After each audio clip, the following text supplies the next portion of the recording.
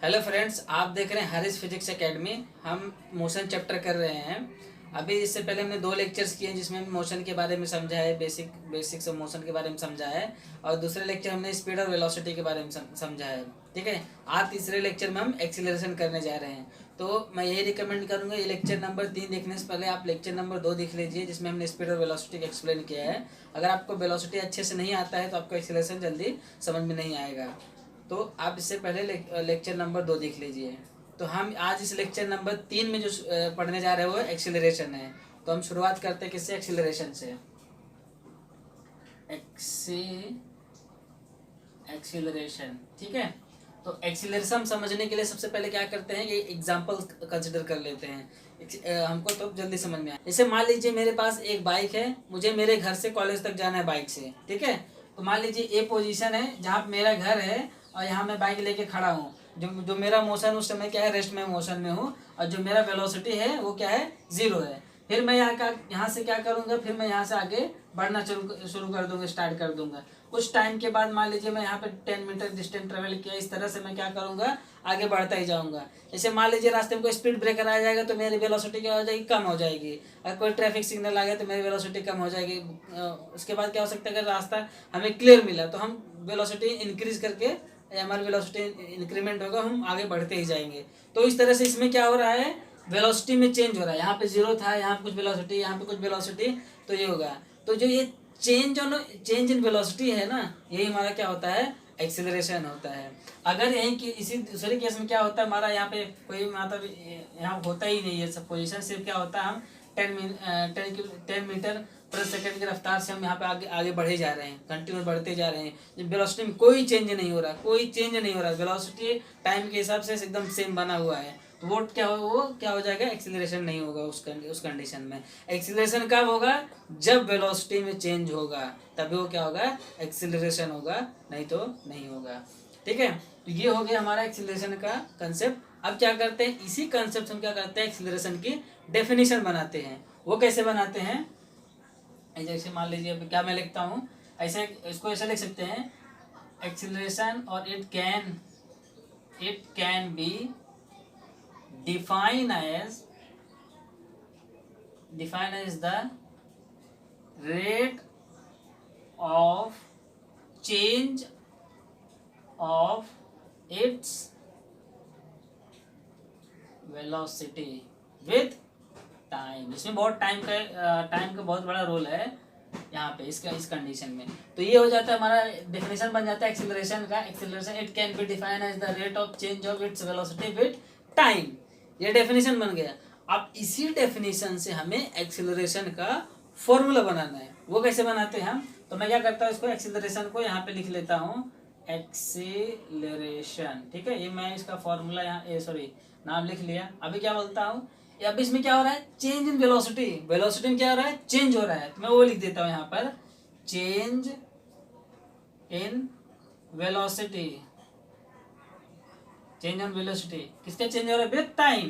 तो मैं यहाँ लिख देता हूँ टाइम टेकन। ये हो जाता है हमारा एक्सीलरेशन का फॉर्मूला। और क्या लिखते हैं हम इसमें, एक्सीलरेशन ऐसे लिखते हैं, acceleration is equal to change in velocity, मतलब जो वेलोसिटी में डिफरेंस होगा। मान लो 2 वेलोसिटी रहेंगी ना, उनमें जो डिफरेंस होगा, तो इसे मतलब एक मान लेते हैं हमारा जो फाइनल वेलोसिटी, यहाँ पर final velocity minus initial velocity,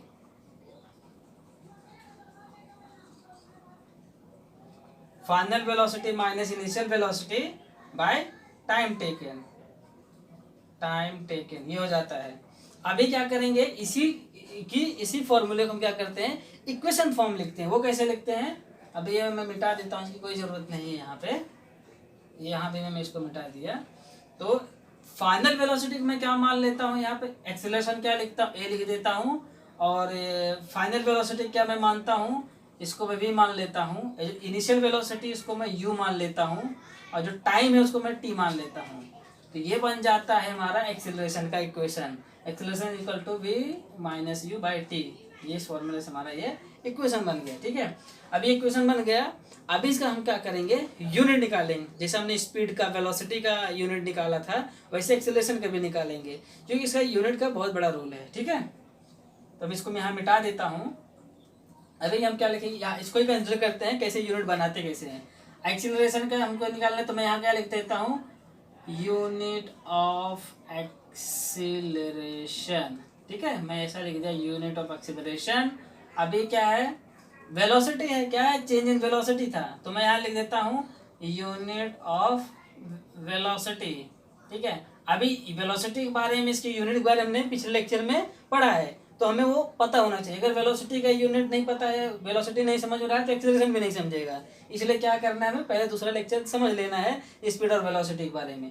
तो मैं क्या करता हूँ, यहाँ लिख दिया यूनिट ऑफ वेलोसिटी। अब यहाँ बचा क्या, टाइम, तो मैं यहाँ लेक्चर लिख देता हूँ यूनिट ऑफ टाइम, ये हो गया। तो मैं अभी क्या करता हूँ, इसे यहाँ पे ए लिख देता हूँ, एक्सीलरेशन। यूनिट ऑफ वेलोसिटी जो हमने पहले पिछले लेक्चर में निकाला था, यूनिट ऑफ वेलोसिटी क्या था उसका, मीटर पर सेकेंड था, और यूनिट ऑफ टाइम क्या था, सेकेंड था, ठीक है। इसको और हम क्या लिखते हैं, तो क्या करते हैं, इसका ये न्यूमरेटर है, डिनोमिनेटर है, तो अभी इसका ये न्यूमरेटर हो गया, डिनोमिनेटर हो गया, ठीक है। तो ये स्क्वायर हो जाता है। इसको और हम क्या लिख सकते हैं, मीटर, और इसको ऊपर लेके जाते हैं तो क्या हो जाता है, एस माइनस टू इनवर्स हो जाता है, ये हो जाता है। तो ये हो जाता है एक्सीलरेशन का यूनिट। हम जब भी एक्सीलरेशन कैलकुलेट करेंगे, हमें उसका यूनिट लगाना नहीं भूलेंगे। आइए अब हम सॉल्व करते हैं एक प्रॉब्लम एक्सीलरेशन से रिलेटेड। प्रॉब्लम नंबर हमारा 1 है, a bike travelling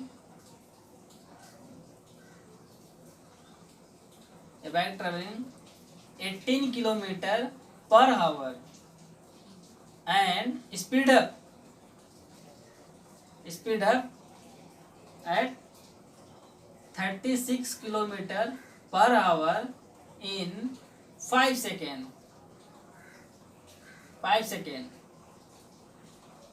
Calculate the acceleration, ठीक है, कैलकुलेट द एक्सीलरेशन, ये हमारा क्वेश्चन है। मतलब क्या है, एक बाइक है जो 18 किलोमीटर प्रति घंटे रफ्तार से चल रही है, फिर उसमें क्या होता है, उसमें स्पीड बढ़ जाता है, 18 से क्या हो जाता है, 36 किलोमीटर प्रति घंटे की रफ्तार बढ़ जाता है, और 5 सेकेंड में। ये हमारा क्वेश्चन है, उसमें क्या कैलकुलेट करना है, एक्सीलरेशन हमें कैलकुलेट करना है, ये हमें है, हमारा प्रॉब्लम है। तो हम सबसे पहले क्या करेंगे, इसमें देखेंगे हमें गिवन क्या है। हमारा जो गिवन है, इनिशियल वेलोसिटी,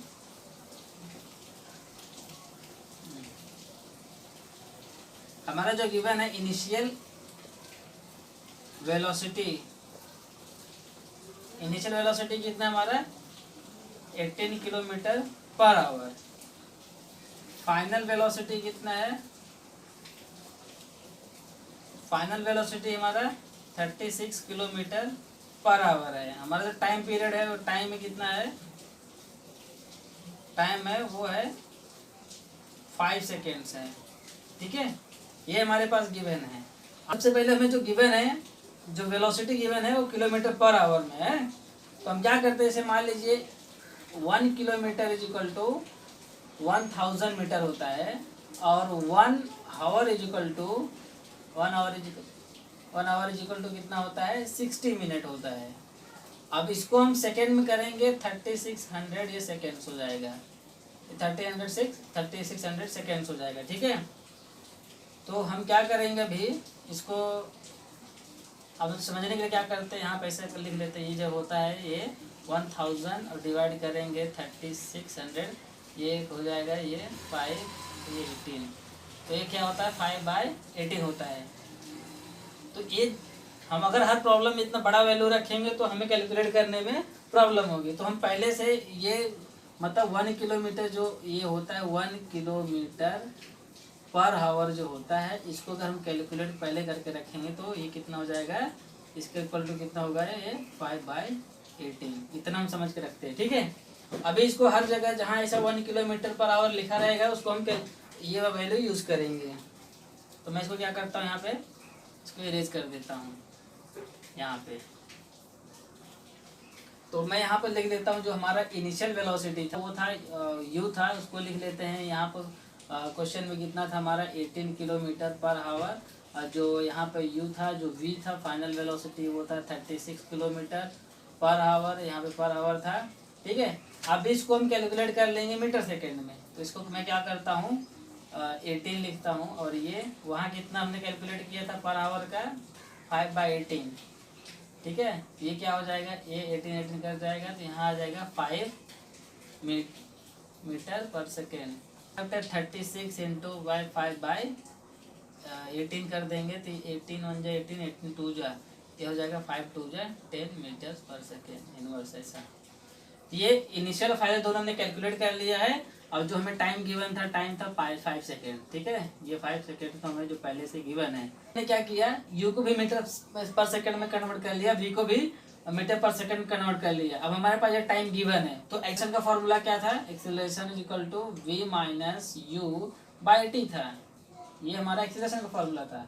अभी मैं क्या करता हूँ, ये हमारा v कितना था 10 मीटर सेकेंड, बाय v कितना है 5 मीटर सेकेंड, बाय कितना है 5 सेकेंड। अभी मैं इसको क्या और कैसे लिख सकता हूँ, ये हो जाएगा 10 माइनस 5 मीटर पर सेकेंड, ये हो जाएगा, और ये हो जाएगा 5 सेकेंड। तो इसको माइनस करेंगे तो ये हो जाएगा 5 मीटर सेकेंड, ये यहाँ पर हो जाएगा 5 सेकेंड। तो 5 कट गया तो कितना आएगा 1। तो ये 5 कट के कितना हो जाएगा, ये 1 मीटर सेकेंड इनवर्स। ये हो जाएगा हमारा एक्सेलरेशन। तो उस बाइक का जो एक्सेलरेशन होगा वो 1 मीटर पर सेकेंड होगा।